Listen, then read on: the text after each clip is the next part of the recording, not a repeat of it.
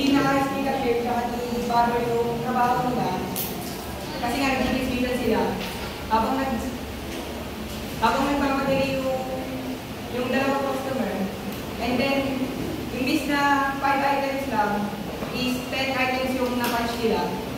And then, dumaretso sila kay customer service.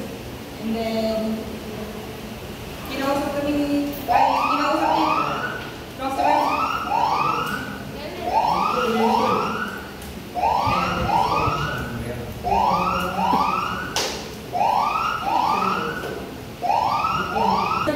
Customer service yung customer, then pinapunta sila sa cashier, tapos kinausap ko ang naging problema, and then dumating si supervisor, and then